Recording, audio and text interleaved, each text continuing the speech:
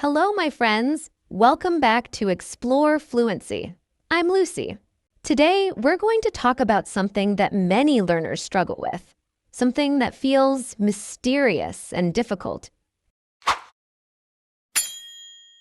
But I promise you, by the end of this episode, you will understand it clearly. And more importantly, you will know exactly what to do about it. We're going to explore this question: how can you think in English? Maybe you've experienced this. You want to say something in English, but first you think in your native language. Then you translate word by word in your mind. This process feels slow. It feels exhausting. And often what you say doesn't sound natural. You know there must be a better way. You've heard people say, you need to think in English. But nobody explains how. They just say, think in English, as if it's simple, as if you can just decide to do it. Today, I will explain what thinking in English really means. I will show you why translation feels so difficult, and I will give you practical steps to develop the skill naturally. I will use clear English. I will repeat important ideas. You don't need to take notes. Just listen and understand, because understanding is the first step. Now let's begin. First, we need to understand what's actually happening when you translate in your mind. Why does it feel so slow and difficult? Here's what many learners do. They hear or read English. Their brain quickly translates it into their native language to understand the meaning. Then, when they want to respond, they think of what to say in their native language first. Finally, they translate those thoughts back into English. This is a double translation process. English to your language, then your language back to English. Every single time you communicate. No wonder it feels exhausting. No wonder you feel slow. You're doing twice the mental work necessary. Now, here's the crucial question. Why do learners do this? Is it because they're lazy? Is it because they're not trying hard enough? No. The reason is much simpler and more fundamental. They do this because their brain doesn't have enough direct connections to English yet. Let me explain what I mean by direct connections. When you think in your native language, you don't translate. If you're a Spanish speaker and you see a dog, you don't think in another language first and then translate to Pedro. The image of the dog and the word Pedro are directly connected in your brain. The connection is automatic and instant. This is what we want in English. When you see a dog, you want the word dog to appear in your mind immediately. No translation, no intermediate step, direct connection. But here's the important part that many learners don't understand. These direct connections don't come from trying hard to think in English. They don't come from forcing yourself or using willpower. Direct connections come from one thing: massive amounts of comprehensible input. Yes, we're back to input again, because input is always the answer. Input is the foundation of everything in language acquisition. When you hear and read English regularly, when you experience English in meaningful contexts, your brain begins building these direct connections naturally. You don't need to force anything. You don't need to try. It happens automatically. Let me give you a concrete example of how this works. Imagine you're learning the word exhausted. You could look it up in a dictionary. You could see the translation in your language. You could study it. But this creates a translation-based connection. Your language is still the middleman. Now, imagine a different scenario. You're watching a video. Someone just finished running a marathon. They're breathing heavily. Their face shows complete tiredness. They can barely stand. And they say, "I'm exhausted." What happens in your brain? You see the situation. You feel the meaning. You hear the word exhausted at that exact moment. Your brain connects the word directly with the feeling, with the situation, with the experience. No translation needed. Next time you feel that same tiredness, the word exhausted might come to your mind directly. This is a direct connection.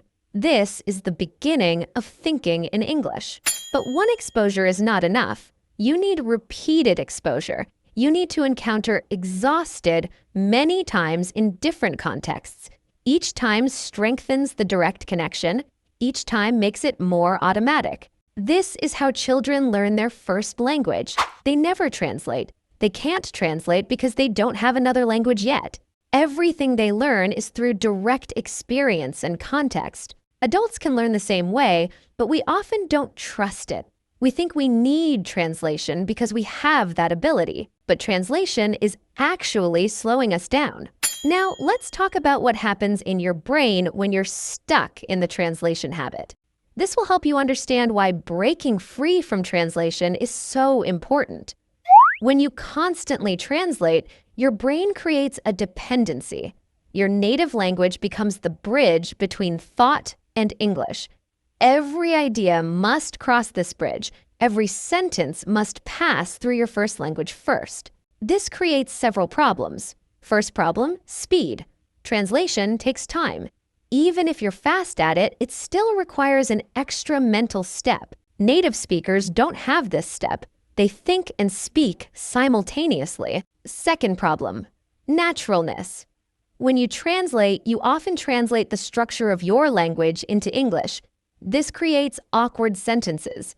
Sentences that are grammatically possible, but don't sound natural to native speakers. For example, in some languages, people say the equivalent of I have hunger instead of I am hungry. If you translate directly, you might say I have hunger in English. It's understandable, but it's not natural English. Third problem, limitation. Translation limits your expression to what you can say in your native language, but sometimes English has expressions that don't exist in your language. Sometimes English thinks about concepts differently. If you always translate, you miss these uniquely English ways of thinking and speaking. So, how do you break free from this translation habit? How do you build those direct connections we talked about? The answer has two parts. The first part you already know. Comprehensible input. Lots of it.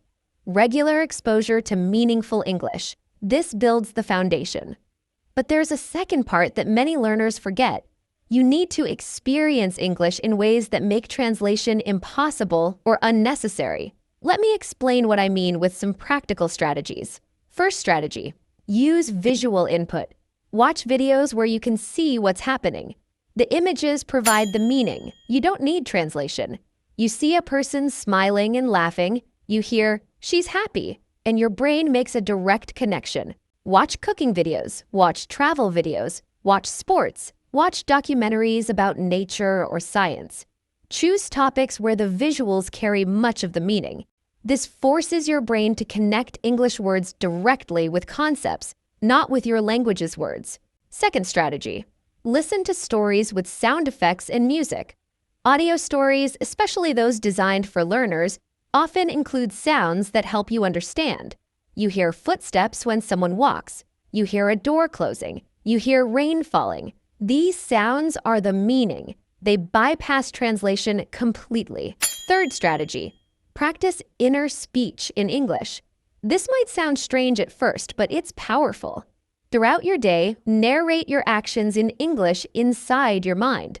You're making coffee. Think, I'm pouring water. I'm adding coffee. I'm waiting for it to brew. Simple present continuous. Simple actions. No translation. You're experiencing the action and thinking in English at the same moment. Don't try to narrate everything. That would be exhausting. Just practice occasionally, a few minutes here and there.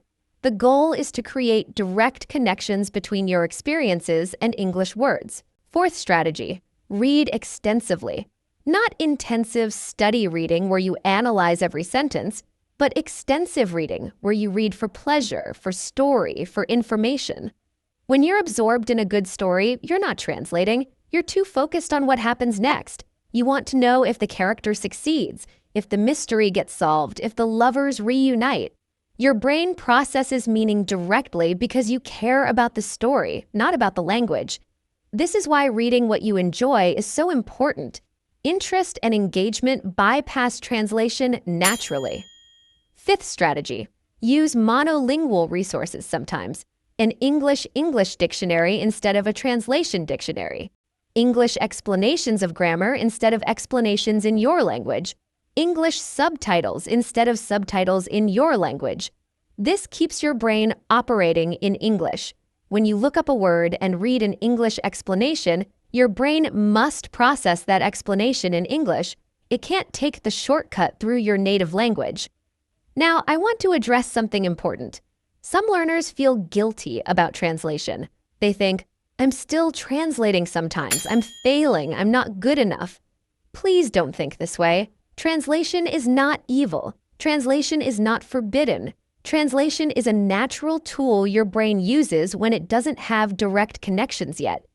The goal is not to never translate. The goal is to gradually need translation less and less, to have more and more direct connections, to find that English words simply appear in your mind without the translation step. This transition happens slowly, so slowly that you might not notice it's happening. One day you'll realize, oh, I just thought something in English without translating first. This will happen more and more often. But even advanced learners translate sometimes. When they encounter a new word, when they're tired, when they're discussing something very technical or emotional. This is normal and human. Here's something else that's important to understand. Thinking in English doesn't mean thinking like a native speaker. It doesn't mean losing your cultural perspective or your unique way of seeing the world. Your thoughts will still be your thoughts. Your personality will still be your personality. The difference is that you'll express these thoughts directly in English instead of translating them from another language. You'll still have your accent. You might still make some grammatical mistakes. That's fine. Thinking in English is about the internal process, not about perfection. Let me share something from my own experience. When I started thinking in English more naturally, I didn't feel like a different person. I felt like myself, but with a new tool. A tool that let me express my thoughts more easily and naturally in English. Sometimes I still translate, especially with very specific cultural concepts from my native language. Sometimes I dream in English, sometimes in my native language, sometimes in a mix. This is the reality of being multilingual. It's messy and flexible and human. So, my friends, let me summarize what we've learned today. First, thinking in English means creating direct connections between concepts and English words, without translation as the middleman. Second, these direct connections develop naturally through massive amounts of comprehensible input. You cannot force them through willpower alone. Third, translation is not your enemy. It's a crutch your brain uses when direct connections don't exist yet. As connections develop, you'll need the crutch less and less, to have more and more direct connections, to find that English words simply appear in your mind without the translation step. Fourth, you can speed up this process by using visual input, audio with context, inner speech practice, extensive reading, and monolingual resources. Fifth, even advanced learners translate sometimes. The goal is progress, not perfection. So, what should you start doing today? Immerse yourself in comprehensible English daily. Choose content you can understand and that interests you deeply.